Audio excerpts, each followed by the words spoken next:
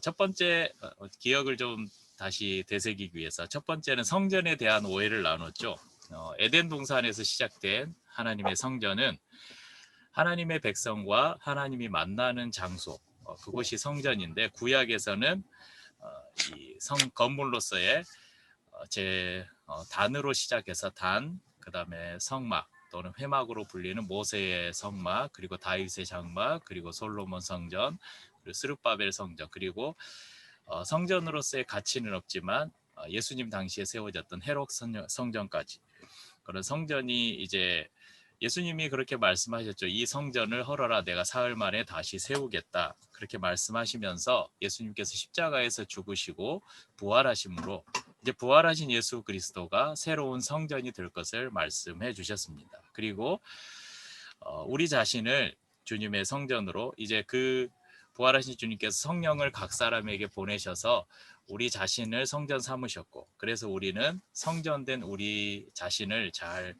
주님의 성전으로 거룩하게 가꾸며 살아야 된다. 그리고 각각의 성전된 한 사람 한 사람의 성도들이 서로 그리스도 안에서 잘 연합해서 또 아름다운 성전을 만들어 가야 된다. 그런 말씀을 나눴습니다. 둘째는 제사장에 대한 오해를 나눴죠. 구약의 제사장 직분은 이제 신약 시대에는 더 이상 존재하지 않고 우리의 대제사장은 오직 예수 그리스도밖에 없음을 나눴습니다. 하지만 그분께서 우리 각 사람을 택하셔서 왕 같은 제사장으로 우리를 삼으셔서 우리를 세상 가운데 보내시면서 이제 우리와 세상의 수많은 죽어가는 영혼과 그리스도를 연결시켜주는 그 다리, 그 제사장의 역할을 우리로 감당케 하셨습니다. 그러므로 목사만이 제사장이나 주의 종이 아니라 그리스도 안에서 부름받은 모든 성도가 제사장이요 그리스도의 종임을 기억해야 합니다. 다만 교회를 세우고 또 성도를 온전케 하기 위해서 주님께서 교회 안에 여러 직분을 주셨는데 그 가운데 목사와 교사라는 직분을 통해서 성도들을 목양하고 또 교회를 아름답게 세우는 직임을 감당하게 해주셨다는 것입니다. 셋째는 11조에 대한 오해를 나누었습니다. 구약의 11조 개념이 신약에도 계속 율법적 계명으로 존재하느냐, 이것은 오랫동안 논쟁이 되었던 것인데요. 각각의 네. 잠시만요. 네. 인터넷 연결이 불안정하다래요. 잠시만 기다려 주십시오. 네. 하나, 둘, 셋. 들리시나요?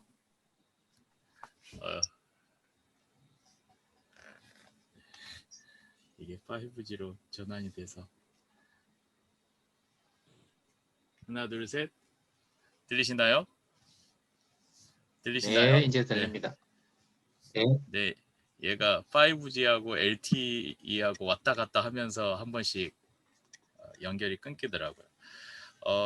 그 11조에 대한 이야기를 했었는데 구약의 11조 개념이 신약에도 여전히 유효하느냐 오랫동안 논쟁이 되어 왔었는데 각각의 해석이 다를 수 있지만 기류의 교회는 구약의 율법의 11조, 율법으로서의 11조는 이제 우리가 더 이상 지키지 않는다. 우리가 헌금을 하는 이유는 율법의 계명 때문이 아니라 내게 주신 모든 것, 나의 생명까지도 주님의 것이다는 믿음의 고백으로 이 모든 것이 주님의 것입니다라고 고백하는 마음으로 드리는 것이고 11조만 드림으로써 내가 할 의무는 다 했다. 그것으로 끝나고 10의 구조를 가지고 열의 9을 가지고 내가 마음대로 그냥 내가 하고 싶은 대로 쓰는 것이 아니라 주님께 드리고 드려도 여전히 더 못 드린 것을 항상 안타까워하고 그래서 11조가 아닌 10의 2조, 10의 3조를 드리려 하는 삶을 살자고 그렇게 나눴습니다. 헌금을 꼭 자신이 출석하는 교회에 해야 하느냐? 그렇게 주장하는 분들도 많이 계시지만 저는 그렇게 생각하지 않습니다. 주님이 마음을 주시는 곳에 또 물질의 나눔이 필요한 사람들에게 주님의 마음으로 우리의 물질을 사용하면 그 모든 것이 주님께 드려지는 아름다운 예물이라고 믿습니다. 다만 우리가 함께 몸담고 있는 기류의 교회라는 이 공동체의 모임과 또 우리에게 이 교회에 맡겨주신 하나님의 사역들을 감당함에 우리가 그 공동체를 세우기 위해서 또한 물질로도 함께 헌신하는 그 헌신이 서로에게 필요하다는 것입니다. 교회가 시험에 드는 가장 큰 이유가 바로 돈 때문인데요. 저희 교회 홈페이지에 들어가 보면 저희 교회의 그 꿈이라는 기류의 교회 꿈이라는 그런 항목이 있습니다. 네 번째 항목에 이렇게 적혀 있는데요. 4. 재정과 사역의 투명성. 그러면서 설명으로 이렇게 써져 있습니다. 모든 교회 재정을 투명하게 운영하며 목회자, 교회, 성도는 소유를 최소화하고 나눔을 최대화하는 성경적 재정관을 공유하며 재정의 50% 이상을 나눔과 구제, 선교 및 대외 사역에 사용하도록 노력합니다. 이렇게 써져 있습니다. 그래서 저는 재정의 투명성을 위해서 이제 나중에 저희가 좀 조직이 잘 갖춰지면 재정을 담당하는 담당자도 세우고 또 재정을 감사하는 감사도 세우고 해야겠지만 지금은 제가 하고 있는데요. 지금도 저희가 운영위원회가 있어서 10만 원 이상의 지출을 하기 위해서는 4명의 운영위원들의 동의를 거쳐서 재정을 집행하고 있고요.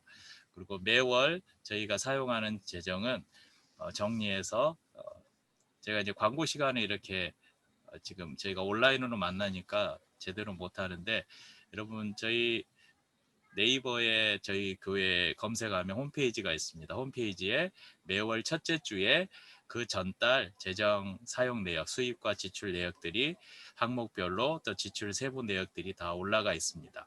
그래서 여러분들이 매월 첫째 주에 홈페이지에 들어가 보시면 교회 소식란에 재정 보고가 항상 올라가니까 한번 참고해 보시면 되겠습니다. 그래서 어떻게 해서든지 재정을 투명하게 사용하려고 저희가 노력하고 있고요.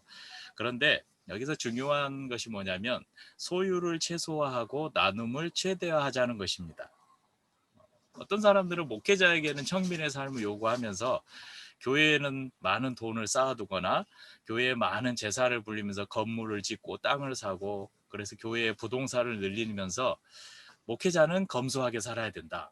그런 교회도 있고 근데 또 성도들은 자신들이 누릴 것 즐길 것 다 하면서 목회자는 항상 청빈의 삶을 강조하는 그러면 이것은 잘못된 생각이죠. 목회자도 또 교회도 성도도 모든 그리스도인들은 자신의 소유를 항상 최소화하면서 이웃을 위해 나눔을 최대화하는 것이 주님이 원하시는 재정 법칙임을 함께 기억하고 또 실천했으면 좋겠습니다. 여러분 사실 이런 교회의 비전은 여러분 11조 잘하십시오. 11조 잘하면 복 받습니다. 이렇게 말하면 얼마나 쉬워요. 그런데 우리의 재정을 이렇게 소유를 최소화하고 나눔을 최대화합시다. 재정을 투명하게 운영합시다. 우리의 10의 2조 3조를 하나님의 나라와 영광을 위해서 드립시다.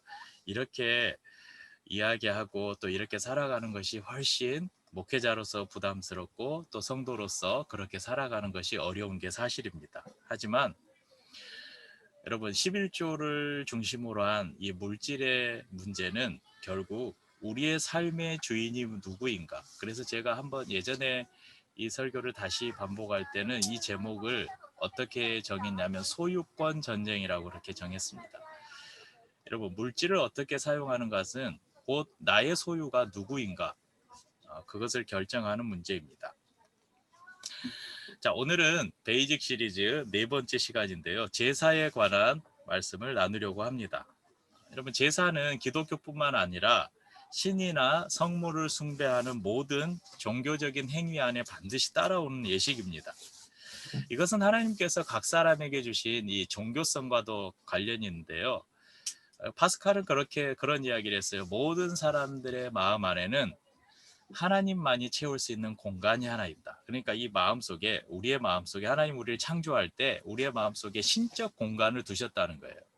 그래서 어떤 사람들은 그 안에 하나님을 채우는데 그 하나님을 채우지 않는 사람들은 다양한 방법으로 뭐 그 성물을 숭배하기도 하고 나무에다가 예전에 보면 뭐 우리나라에 그런 무속 신앙들 많잖아요. 나무에다 막 줄 매달아 놓고 오색 실을 매달아 놓고 거기서 비나이다 하고 바위를 섬기기도 하고 뭐 동물을 섬기기도 하고 그래서 그 모든 것들은 다 의미 없다 하는 사람들은 그 신적 공간에 누구를 채우냐면 자신을 채우는 거예요.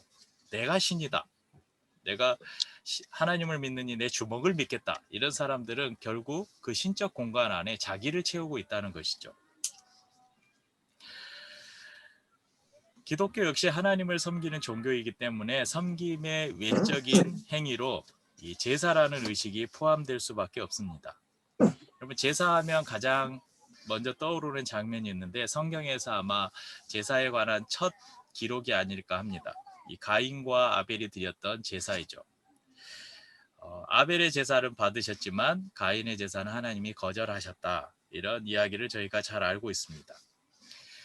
제사는 하나님과 직접적으로 교제하던 이 아담과 하와가 에덴 동산에서 쫓겨난 이후에 모든 인류들이 그것이 하나님을 향해서든 아니면 이방신이나 특정한 물건을 향해서든 계속되어 왔던 것으로 생각해 볼 수 있습니다. 그리고 이 제사는 이제 성막의 탄생과 함께 이스라엘 백성들에게 구체화되었음을 우리가 알 수 있습니다. 여러분, 성도들이 이제 내가 큰맘 먹고 올해 성경 일독을 한번 해보겠다. 그래서 이제 창세기부터 이렇게 성경을 쭉 읽어가다가 대부분 많은 사람들이 어디에서 포기를 하냐? 오늘 저희가 읽은 이 레위기에서 포기를 하신 분들이 굉장히 많습니다. 왜 그러냐면 이 레위기가 참 읽기가 힘들어요. 그 말이 그 말 같고 조금 전에 읽었던 말 다시 반복하고 있고, 그래서 왜 굳이 성경 안에다가 이렇게 많은 말을 써놨을까? 그런 생각이 들기도 합니다. 그리고 왜 이스라엘 백성들은 하나님께서 레위기를 통해서 주신 이 수많은 제사의 방법과 규례들을 그렇게 목숨처럼 지키고 살아왔을까? 그 이유는 하나님께서 레위기를 통해서 보여주신 이 제사 안에 범죄한 인간이 거룩하신 하나님과 만날 수 있는 비밀이 숨겨져 있고, 또한 하나님이 택한 하나님의 거룩한 공동체가 어떻게 그 거룩함을 유지하고 지켜갈 수 있는가, 그 방법이 이 레위기사 안에 담겨 있기 때문에 그렇습니다. 그렇다면 이렇게 중요한 이 제사가 신약 시대에도 여전히 존재할까?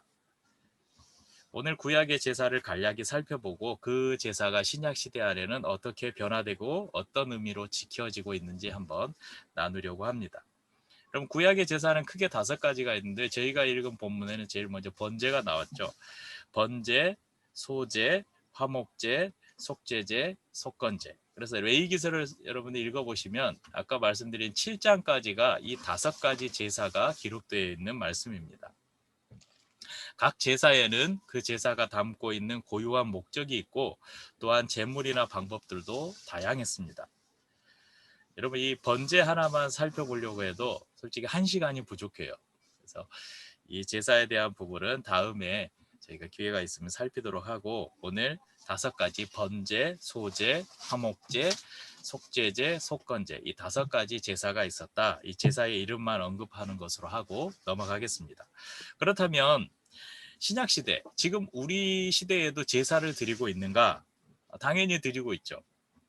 단지 제사라는 이름을 쓰지 않고 우리는 지금 이렇게 모여서 예배라는 이름을 가지고 하나님을 섬기고 있는 것입니다.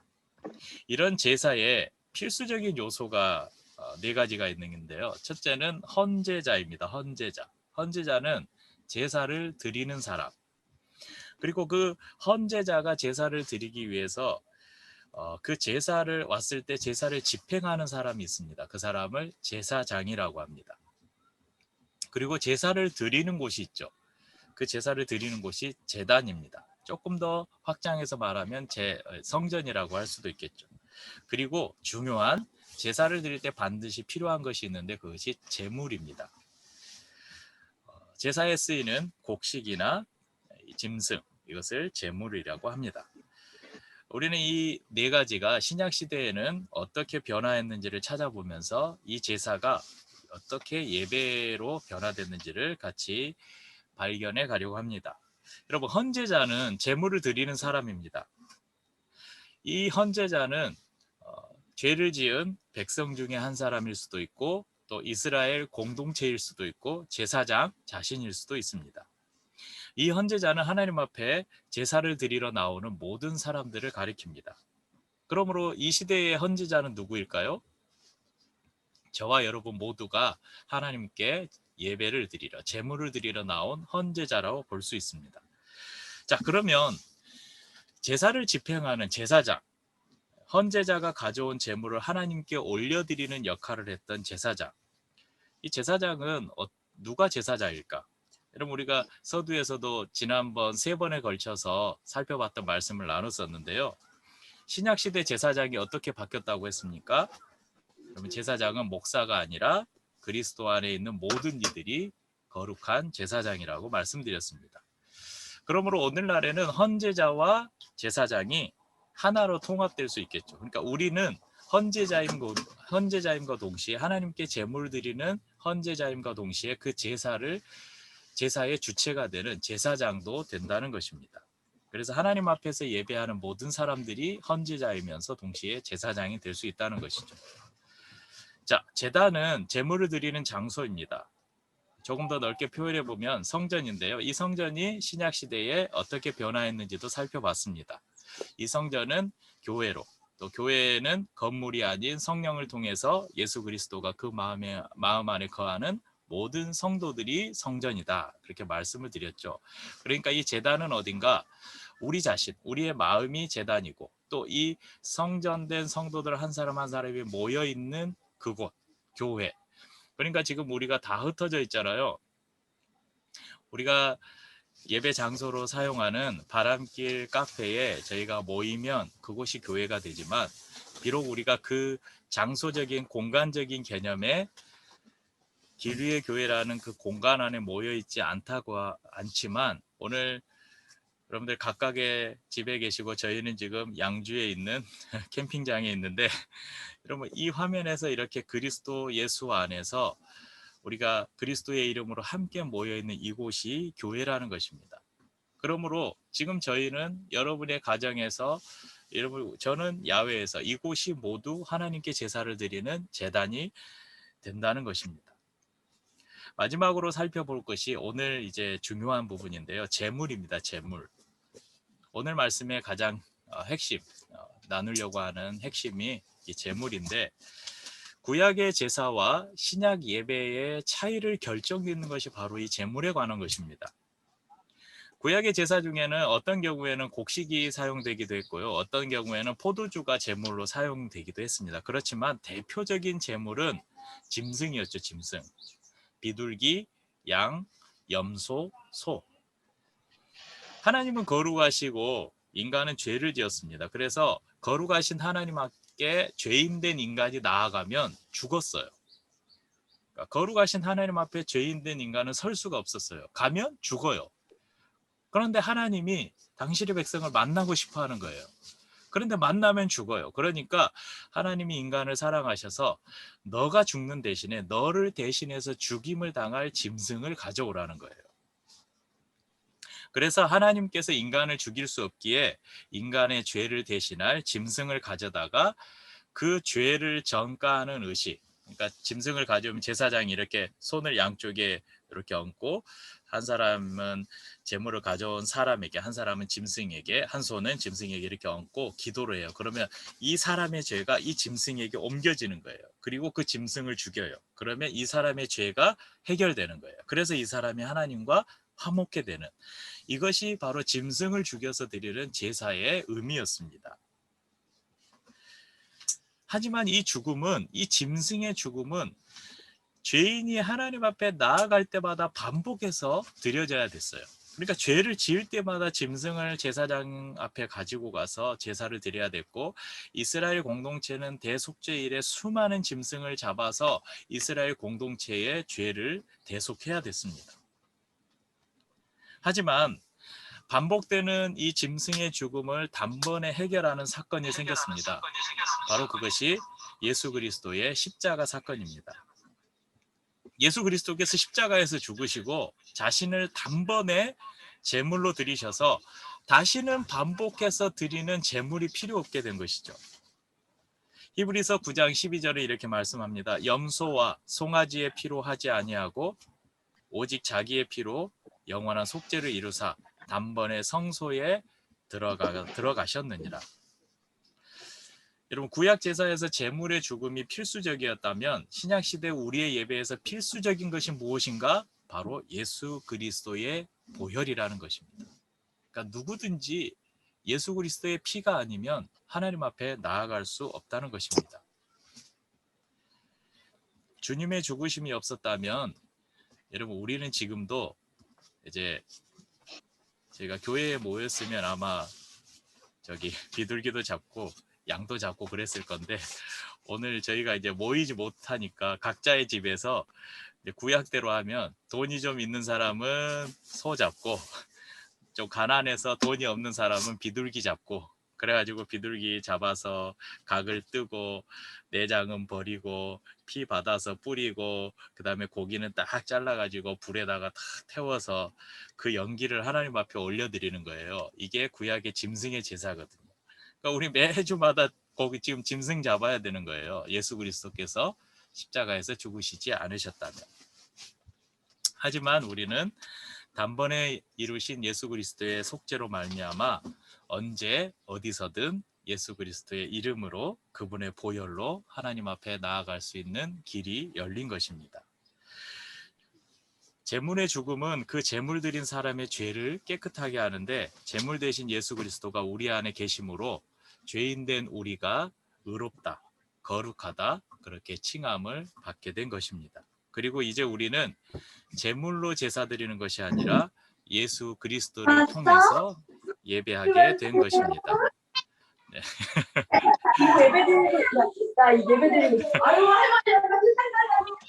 네, 순이자매 조카들이 왔나 보네요. 조카들 왔어요? 네. 네.